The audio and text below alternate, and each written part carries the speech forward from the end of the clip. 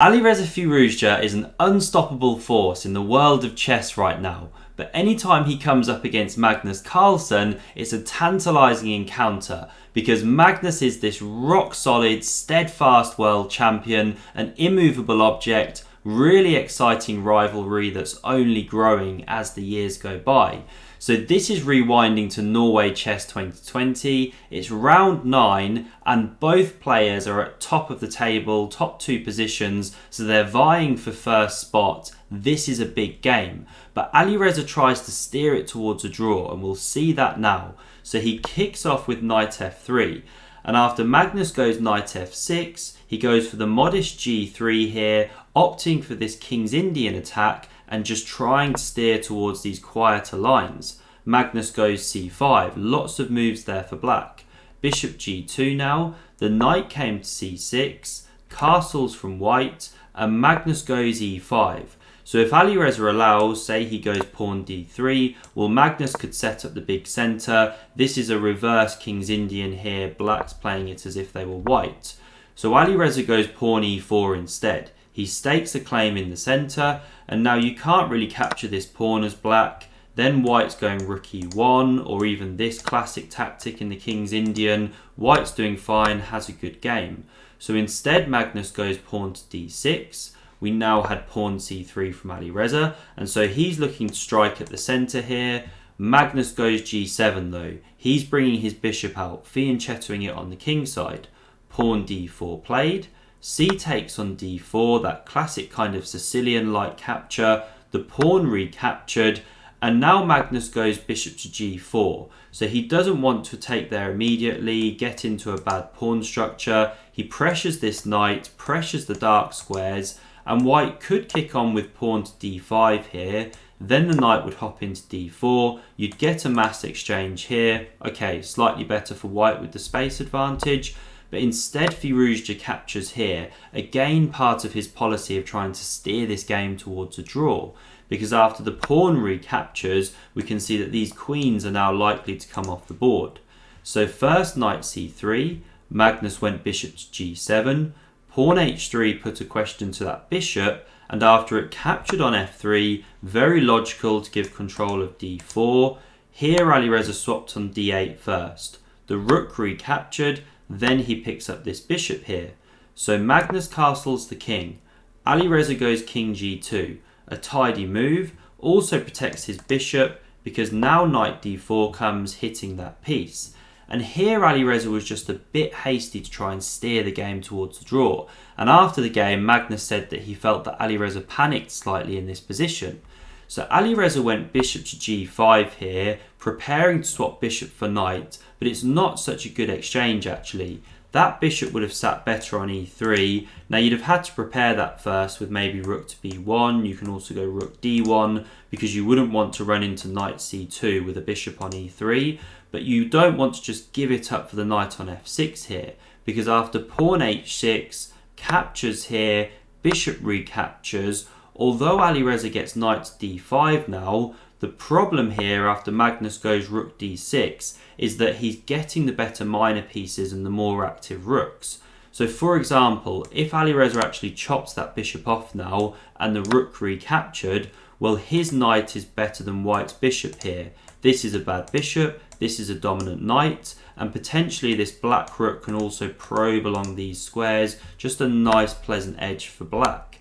So that's why Alireza didn't chop on f6. He went rook a to c1, but now Magnus bounces this bishop back to d8, and there's just lots of little ideas in the air for black. I already mentioned this rook swing here, hitting the pawns. There's also f5 in the air, and this is one of the reasons Alireza probably didn't go rook to c8. You can actually kind of ignore that invasion, prepare f5 with king g7 and that kind of thing, and this white bishop looks a bit clumsy compared to the knight and the black bishop. So these are the subtle problems that Alireza has to solve now.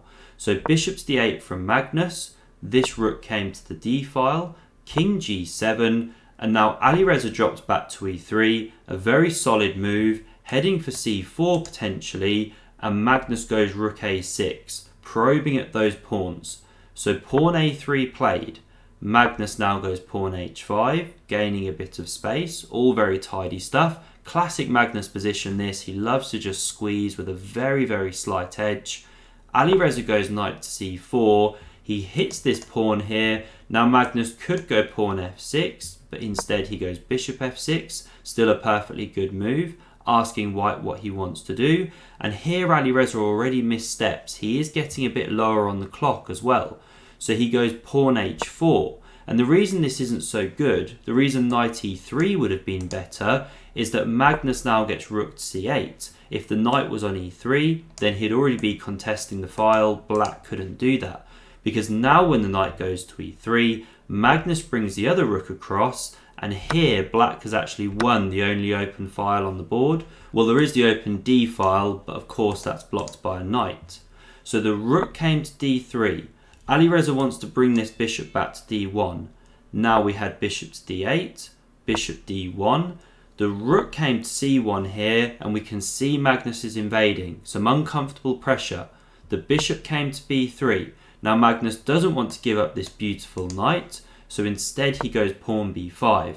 Just starting that queenside squeeze, really pleasant edge. Rook d1 now from Alireza, so he wants to get those rooks off the board.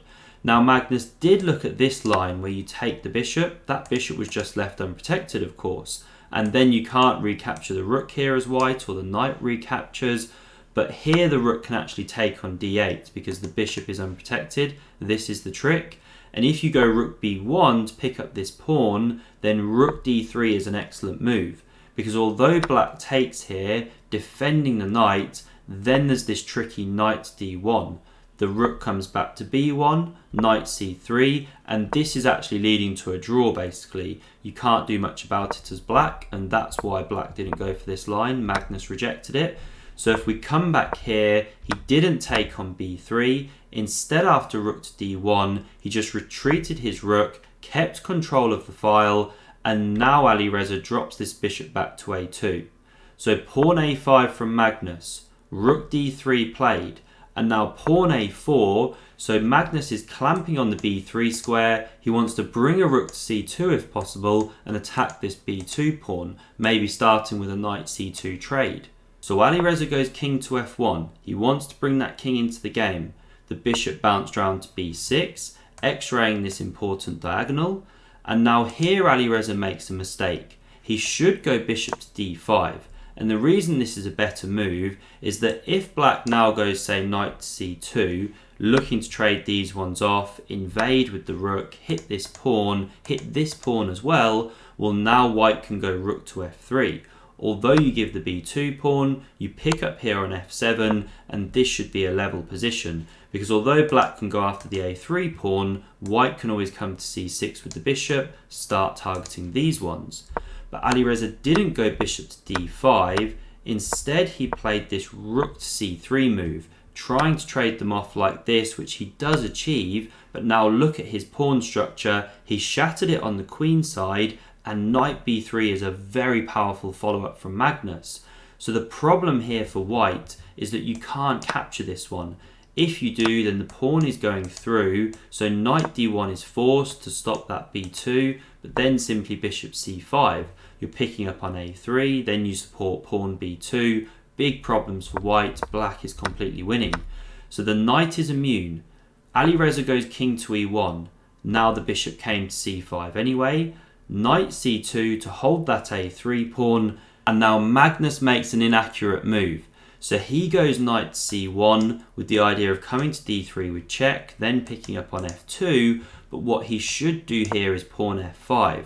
The reason this is such a great move is that you just keep all the pressure. This knight's tied down here. How are you going to defend this pawn? Do you want to capture and bring this one in? The black king can march in soon. I mean, if you go f3 to hold it, then we can capture here, pawn recaptures, and g5 is an awesome follow-up move. Again, if you capture, the king marches in, and if you leave it there, say bishop to b1, well, now we capture, pawn recaptures, bishop e7, and now you're hitting two pawns. There's too many weaknesses, both sides of the board. Black is doing very well. So this would have been a great endgame for Magnus, but he didn't go pawn f5. He missed it, and he said after it was criminal for him to not play like this. So he went knight c1 instead. Now we had this bishop to d5 move, so Alireza wants to look round here when he can. Knight d3 check, king e2, and now Magnus picks up here.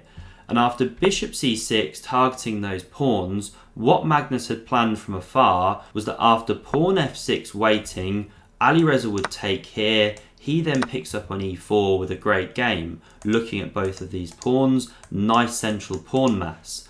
But the move he'd missed is what Alireza played, the excellent knight to e3. And the reason this is so good is it cuts the communication between knight and bishop, so this one is now on prise, but you can't yet take on e4 because the bishop still holds the pawn. Now if you go knight g4 here, Alireza can swap, pawn recaptures, that's completely drawish with these opposite coloured bishops. So Magnus goes knight h1, targeting g3, but now knight f1 defends, and although Magnus picks up here, takes the a3 pawn, we're getting this mass liquidation on the queen side like this. Both players picking up the pawns, king f3 marches in, it now threatens king g2 to win the knight, so bishop d4 bounces back, gives the knight f2, and Alireza goes g4. So this should be a draw with best play. Pawns on the same side of the board, even though Magnus has the extra, very difficult to win. So the pawn was captured here, the king took back, knight f2 check, king f3, this king came to h6, and now the knight came to g3. And as soon as Alireza can achieve it, he wants to push h5, liquidate another pair of pawns. So the knight came to d3 here, bishop e8, prepares that h5 move, knight f4 covers, knight e2 challenges, and now again if Magnus swaps off, it's very drawish. Knight e6 drops back, keeps more tension, still drawish, but gives Alireza more to prove, and he's very low on time now. I'm talking down under a minute. So bishop f7 played, hits the knight, it came into c5, knight g3, bishop c3, and now Alireza gets this h5 move in, and you could simply capture here, that's fine for black. Magnus goes bishop e1 instead, a slightly trickier way to play. Looks like you're losing a pawn for nothing, but after he captures this knight on g3, the king recaptures. What he's seen is that he can actually bounce his knight all the way around to the f4 square. We see that coming now. White can do nothing but wait. And when this knight actually hits f4, what we'll see here is that Magnus picks up that pawn back, the king recaptures, and now we're in an endgame. And at this point, Alireza has about 22 seconds on the clock. Now he has to prove the draw. He's a pawn down, but it should be a drawn endgame, provided he keeps the opposition. So he has the opposition right now, because black is the one that has to give ground. Alireza follows. Now king g7. And now you can't go king to g5, a pawn blocks that square, so you can't keep the opposition like that. So what you have to do is keep the distant opposition. You go king to g3. This is what Alireza played. Now if Magnus steps up, you step up, you've got the opposition once again. Black has to give ground in one way or another. So this is the distant opposition. King f8 from Magnus, king f2 from Alireza. And what you do with the distant opposition is just mirror the opponent's king moves. So after king to d7 here, for example, the most logical way to play is just step up one diagonally, come to e3, keep that distant opposition. If black steps back, you step back, so on and so forth. But what Alireza does after king to e7 was go king to e2. Now this does actually still keep the opposition because of the way you can move the kings up the board. I won't go really deep on it, but it's not necessarily the most logical way to keep the distant opposition here. And so there's just a sense of jitteriness from Alireza. So now Magnus goes king e8. He wants to play with it. Does Alireza know what he's doing? Well, you can go king e1, but Alireza steps up, still keeps the opposition. King d7, king d3, okay, still fine at the moment. And now king d6 from Magnus. There's about 15 seconds on Alireza's clock. He's nervous, he wants the draw, he wants to take it to the Armageddon, and here he blunders. So all he has to do is go king to d2, because now if Magnus steps into c5, he steps in here, keeps that opposition.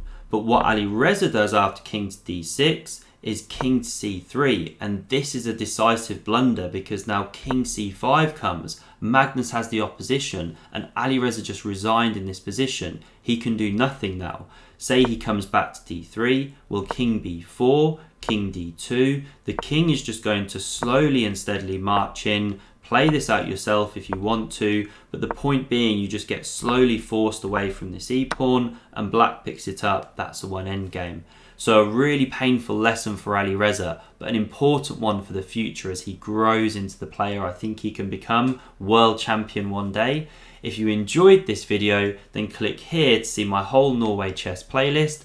Thanks for watching, and do subscribe to the channel to never miss a video. See you soon.